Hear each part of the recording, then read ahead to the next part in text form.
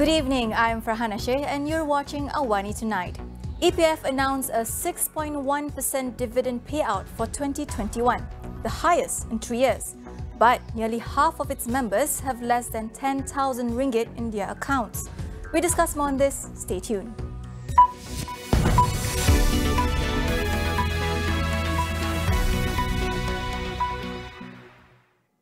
EPF declares a 6.1% dividend in 2021, its highest payout in 3 years.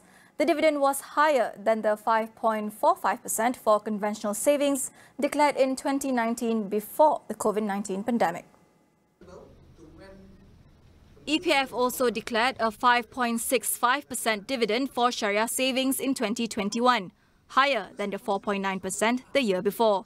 Total dividends declared hit a new all-time high of 56.72 billion ringgit. EPF Chairman Tan Sri Ahmad Badri Muhammad Zahir, however, cautioned that the 101 billion ringgit pandemic-related withdrawal since the year 2020 had resulted nearly half of its members having less than 10,000 ringgit in their accounts.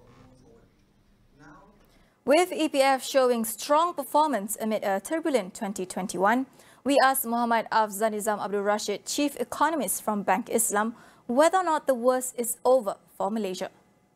To me, the way I see it, it proves their investment portfolio diversification strategy has really paid off.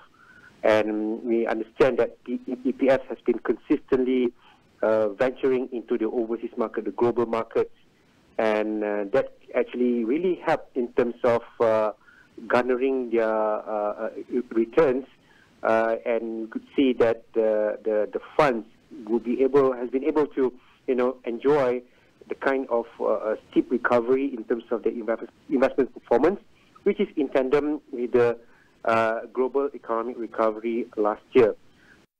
EPF, he added, will face an uphill task to replicate 2021's strong performance this year due to an increasingly uncertain global environment. The past performance has always not been a guarantee the future performance, obviously.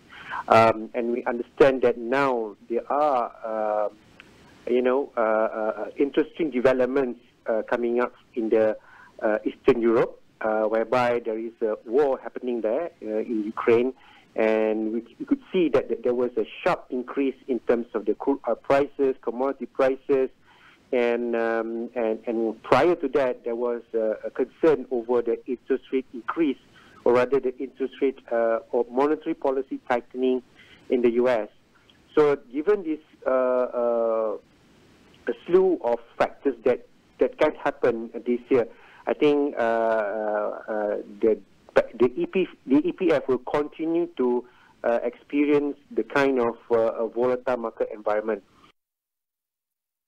Some 7.3 million EPF members had applied for the COVID-19 related special withdrawals, namely iLestari, iSina and iCitra. EPF said this has severely eroded retirement savings, with more than 6.1 million members having less than 10,000 ringgit in their EPF accounts. Afzanizam says the focus now should be on increasing members' financial literacy for future savings. These are the unconventional withdrawal scheme, so to speak, and it exists for a limited time. So with the expiry of this unconventional withdrawal scheme, so I suppose there is a window of opportunity for our affected EPF members to rebuild their savings. So in that sense, I think while EPF would try their best to invest the funds and be able to deliver the kind of dividends that is acceptable. But at the same time, on the members' part, I think they need to exercise cautious, they need to exercise prudent in their financial management. So in this respect, I think issues surrounding financial literacy will be the key aspect for EPF members to really build their savings for the retirement.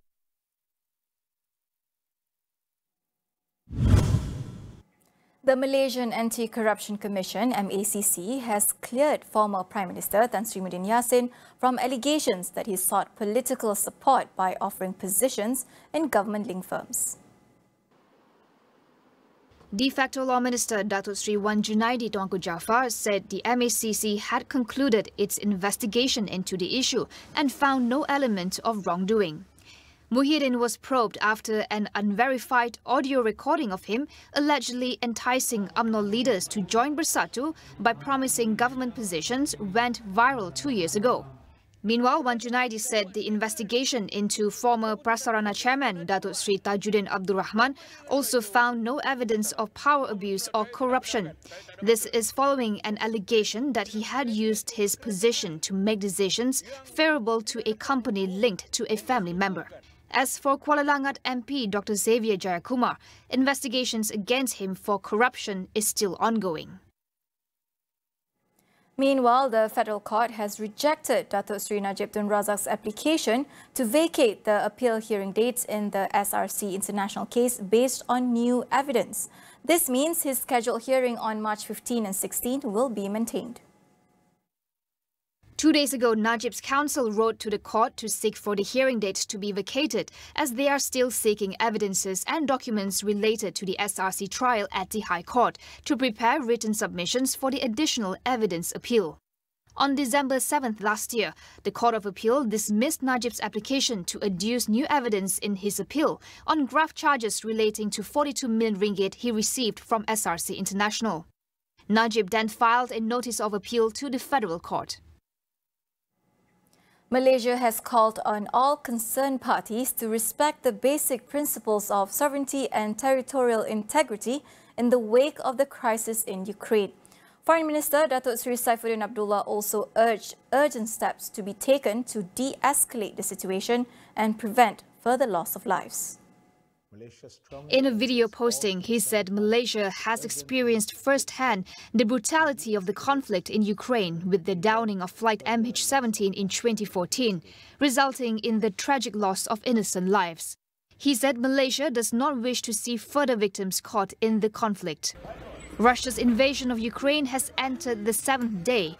According to Ukrainian authorities, over 300 civilians, including at least 14 children, have been killed so far. Campaigns, political talks or charamas will now be allowed, but they must be held inside the compound of the party office or election machinery war rooms. However, there is a limit of 100 people or 50% of capacity, whichever is lower. The Election Commission announced the new COVID-19 SOPs today ahead of the Johor election. Physical distancing must be observed and face masks must be worn at all times. All political talks and campaigns must not be held beyond 12 a.m. and at open premises or public places. We go for a quick break. Stay with us.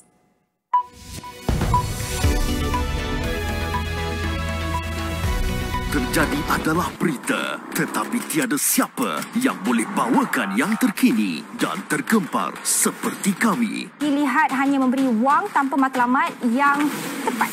Dia tidak melakukan apa-apa kesalahan. Untuk mendapatkan jawapan yang bermakna, kita perlu soalan yang tepat. Amat sedih dengan apa yang berlaku ke atas. Tiada ruang untuk berita palsu. Negara kita telah merekodkan kes harian baru sebanyak hanya fakta yang diberikan. Amat penting untuk meneruskan perjuangan negara melawan pandemik ini. Sentiasa memastikan suara anda, suara rakyat didengari. Kenapa? Membawakan apa yang penting di mana sahaja anda berada. Kerana kita hendak putuskan rantaian jangkitan. Belanjawan dan pendekatan bertemakan survival ini secara keseluruhan. Teruskan bersama kami, Astro AWANI, saluran berita yang paling dipercayai rakyat Malaysia. Kita berhadapan dengan situasi pandemik yang agak luar biasa. Self-control, self-lockdown itu penting.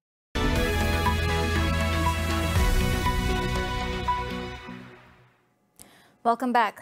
A week after launching its invasion of Ukraine, Russia said it had taken control of the southern major city of Kherson. Although the Ukrainian Ministry of Defense denies that the city has fallen, fighting, meanwhile, raged around the country. Russian forces are set to intensify their attacks on urban areas as it pushed towards the capital, Kiev. In Ukraine's second-largest city, Kharkiv, At least 9 people were reportedly killed after Russia struck government and police headquarters. Some residential buildings were also hit. The United Nations said on Tuesday that at least 136 Ukrainian civilians had been killed. But after another night of attacks, the death toll is feared much higher. More than 800,000 refugees have fled the conflict in Ukraine for safety in neighboring countries. The Kremlin said Russian officials were ready to hold a second round of talks with Ukraine, but it was not clear if Ukrainian officials would turn up.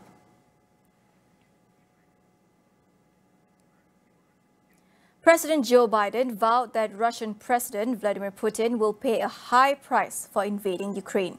Speaking at his first State of the Union address, Biden reiterated that the US will not engage in a conflict with Russian forces in Ukraine, but will defend NATO in the event that Putin decides to keep moving west. For that purpose, we have mobilized American ground forces, air squadrons, ship deployments to protect NATO countries including Poland, Romania, Latvia, Lithuania, and Estonia. And as I've made crystal clear, the United States and our allies will defend every inch of territory that is NATO territory with the full force of our collective power. Every single inch. The Ukrainians are fighting back with pure courage, but the next few days, weeks, and months will be hard on them. Putin has unleashed violence and chaos, but while he may make gains on the battlefield, he'll pay a continuing high price over the long run. Biden said his country will join its allies and ban Russian flights from using US airspace. He also tried to allay fears about rising fuel prices, saying that the US is set to release 30 million barrels of oil from its strategic reserve to stabilize the energy market. Russia is one of the world's top oil and gas producers. It's been a week since Russia launched a full-scale invasion of Ukraine. Will the fighting continue, or is there a diplomatic way out? Tonight on Consider This, we ask our guests to make sense of the motivations of stakeholders in this conflict.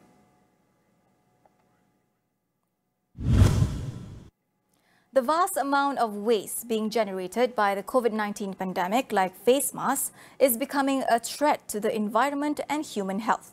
Professor Agamutu Paryatambi from Jeffrey Chia Institute on Southeast Asia says Malaysia must do better when it comes to managing disposal of hazardous waste. An estimated 10 million face masks are being used on a daily basis, and it is being discarded actually sort of haphazardly along the roadsides and the parks and so on, and even in the river and so on, which is not a good sign. No? So one of the things is that the people should be educated to actually not to do this. That's the first thing. Second thing is that they will complain that, you know, they just discard it together with the municipal solid waste. So if they have waste from the kitchen and so on, they just throw it together, and you know, at least 80% of our waste still goes to dump sites, and eventually, of course, it will be coming out back in the leachate and into the water system. What are the solutions at home that one can take when disposing medical waste like test kits and face masks to prevent contamination of water sources? If we have to throw it, we should try to employ some kind of sterilization at home. You know, we could either dip it in some alcohol, or if you have some sterilization solution at home, we should spray it before we discard it, and so on. So this is something like the individuals have to take the responsibility to be careful with this hazardous waste, because please think about these waste collection and waste management people in the landfill. Many of these people I see, they don't even have a glove, you know, when they're managing the waste, and the risk is extremely high. That is all we have for you on AWANI tonight. Get the latest news update on COVID-19 and COVID-19 vaccines from astroawani.com and the Astro AWANI app. I'm Fana Sheh. We'll see you again.